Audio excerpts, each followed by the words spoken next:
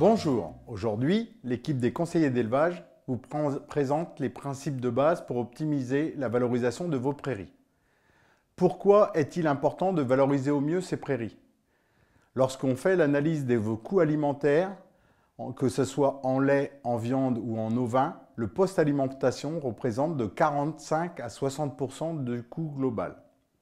Le premier aliment, dans la majorité des élevages de laine, reste l'herbe de vos prairies. Donc, il faut bien la valoriser. Le rendement des prairies obtenues dépend du potentiel des terres, des conditions climatiques et surtout de la gestion de l'herbe. Dans les analyses de groupe faites par la Chambre d'agriculture, on observe des écarts de 5 à 8 tonnes de matière sèche d'herbe valorisée par an, ce qui correspond en équivalence en blé à un écart de rendement allant de 63 à 100 quintaux. Bien gérer l'herbe, c'est quoi?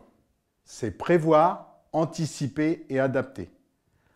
La gestion commence bien avant le début de la mise à l'herbe, dès le 1er février. Le premier point correspondra à la remise en état de vos pâtures, c'est-à-dire couper le bois tombé sur les clôtures, tailler les haies, repérer les poteaux à changer, acheter les barbelés, les clôtures électriques, les batteries, nettoyer et préparer les points d'abreuvement, et surtout, ne pas oublier de remettre en état la bétaillère si nécessaire. Deuxième point, faites une prévision de votre pâturage, c'est-à-dire prenez en compte les difficultés rencontrées les années précédentes et voir aussi ce qui a fonctionné.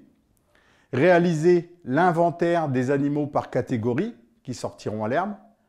Bien identifier les parcelles que vous pouvez récolter ou pas. Recenser les pâtures les plus portantes où vous pourrez lâcher des animaux très tôt pour effectuer le déprimage. Pensez également aux pâtures où vous pourrez mettre ou ne pas mettre des taureaux vis-à-vis des voisins. Et surtout, il faudra adapter le chargement selon la pousse de l'herbe. En effet, dans le département, nous distinguons deux secteurs géographiques. Le grand sud de l'Aisne, sud de l'Ancre ou Six-Châteaux, et le nord de l'Aisne, notamment la partie Thiérache. Sur le tableau, vous voyez qu'on peut distinguer 4 périodes. La première qui va correspondre au déprimage, qui permettra de nettoyer les pâtures. La seconde, courant mai jusqu'à mi-juin, qui correspondra au maximum de pousse de l'herbe. La troisième, le début de l'été, jusqu'à fin juillet. Et ensuite, le mois d'août et le mois de septembre. Ce qu'il faut retenir, c'est que la surface nécessaire entre le mois de mai et le mois d'août varie grosso modo du simple au double. Troisième point, la fumure. Gérer ces apports de fumure comme pour une culture. Pour déterminer les apports à réaliser, Gaëtan Leborgne, conseiller fourrage, vous présentera prochainement dans un message vidéo les apports nécessaires. Avant-dernier point, le herçage.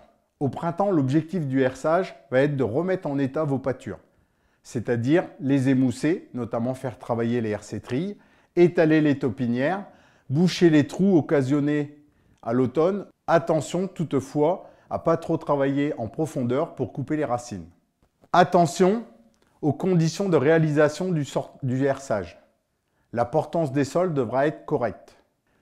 Dernier point pour préparer votre sortie à l'herbe, anticipez les interventions sur les animaux avant la sortie.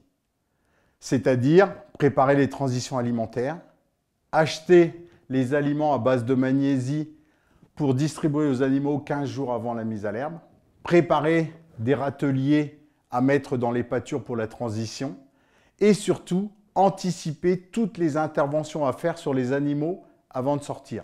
Échographie, vaccin, pesée et cornage. Tout en ayant bien prévu, il faudra toujours faire des adaptations. Mais une mauvaise gestion des prairies au printemps pénalisera la production sur toute la campagne.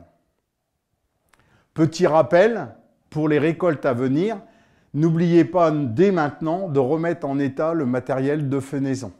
En résumé, l'herbe étant une culture, il faut que vous ayez les mêmes réflexes que pour vos cultures de vente.